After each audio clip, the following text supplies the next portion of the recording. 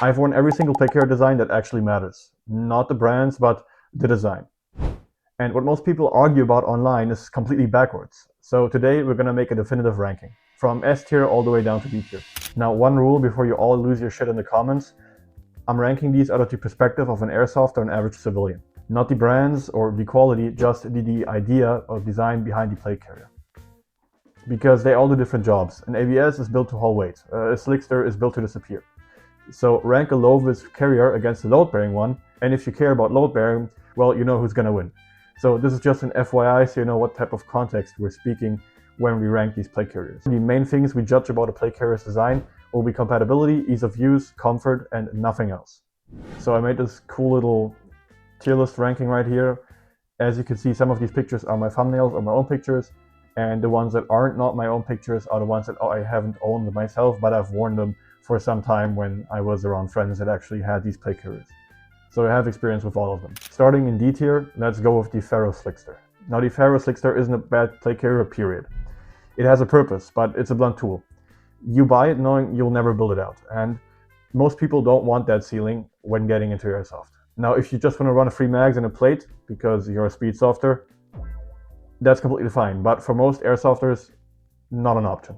Next up, the CPC. This one goes into C tier.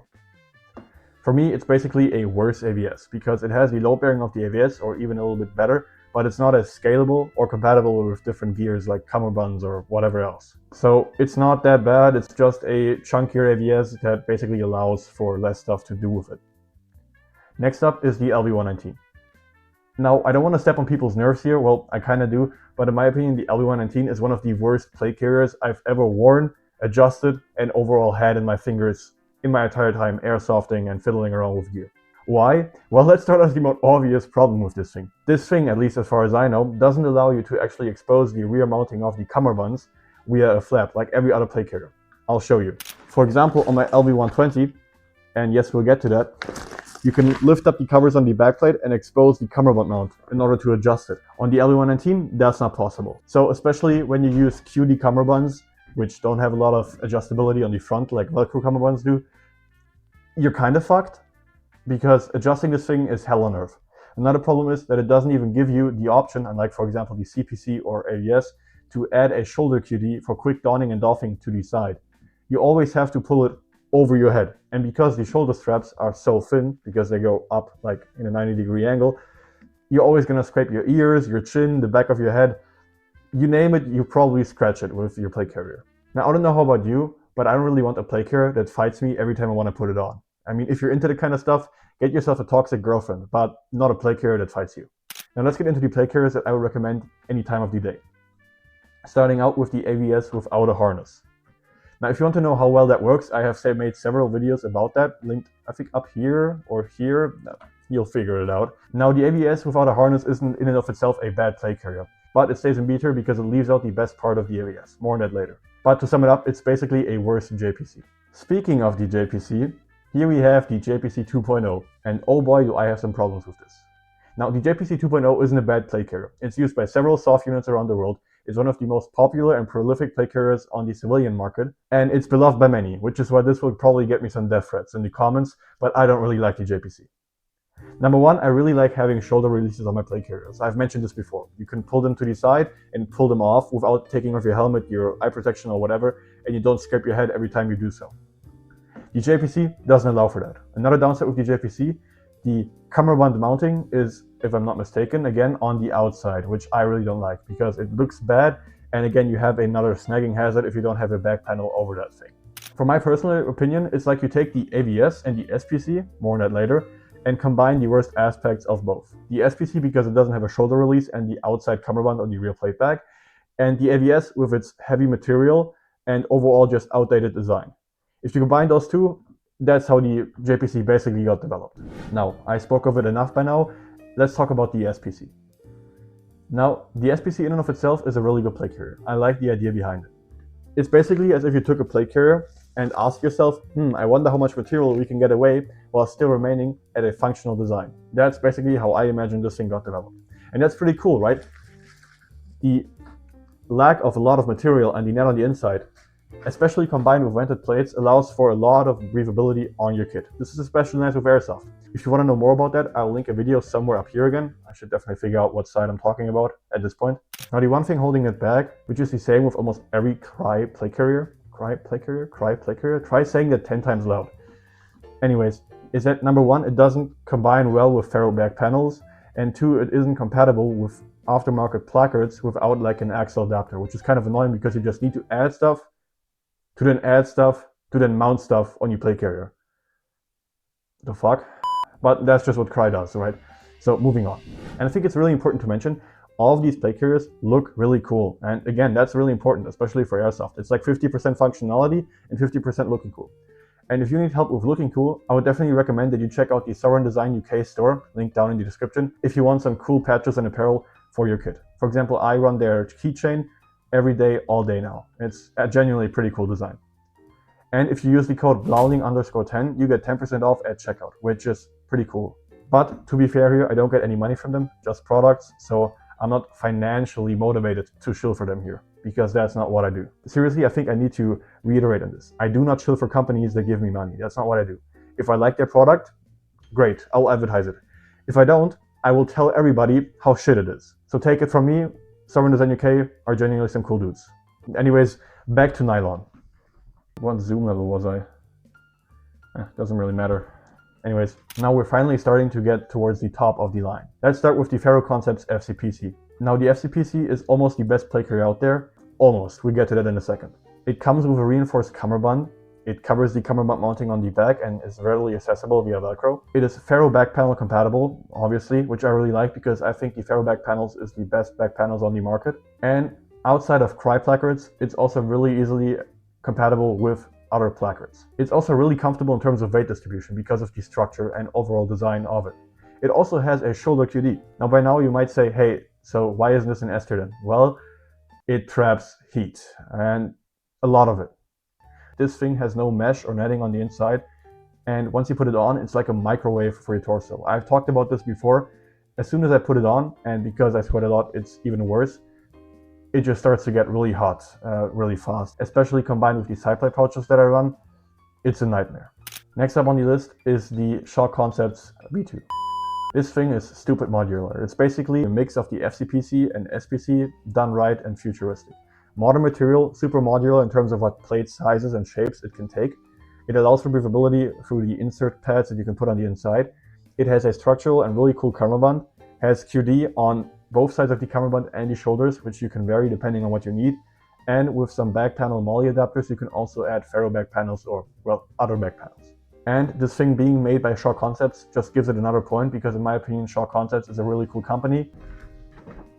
For example, I use their brain pouch as well because these guys do really cool designs and I cannot hate on them with any cell of my body.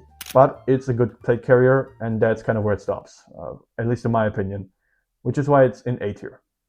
Next up is the ABS with a harness, and oh boy, I love this thing. Now, people love the ABS, but in my opinion, for the wrong reasons. The real magic is that it runs with a cummerbund or without. Again, I made videos about this, how to run it with just the harness, both harness and cummerbund, and just the cummerbund.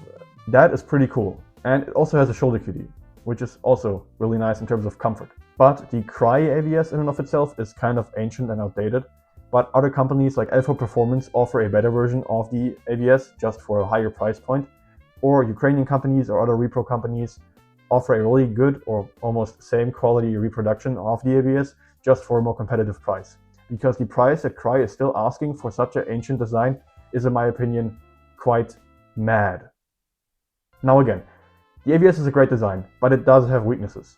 We can start with compatibility with placards or back panels here, and then work our way around that if you just want to run the cummerbund and you mount it on the inside of the plate bag, you're going to need a larger size cummerbund, simply because the cummerbund needs to span more of a way to the front of the plate bag. Now, one of my friends in the German military actually uses the ABS with the cummerbund mounted on the outside, which is an option you can do, but in my opinion, that's not how the ABS was designed. Now, if you want to know how the ABS, especially from Alpha Performance, performs on the modern battlefield, you should definitely go and check out this video where I did a kit breakdown and interview of a foreign fighter in Ukraine right now. Anyways, all the things that I critiqued about all the plate carriers in the last, 10 minutes, all led up to what is next, the Spiritus Systems LV120. Now granted, I just have a reproduction of it, but again, we're just ranking the designs or philosophy behind plate carriers here. So let's go point for point here. Number one, it does have a shoulder QD. So no pulling it over your head and scraping your ears, your chin, ripping off your glasses, or having to take your helmet off. It's also stupid compatible. Like, holy shit, Spiritus, nice job. It's compatible with Ferro back panels and the new line of Spiritus back panels due to the whole, what is it called?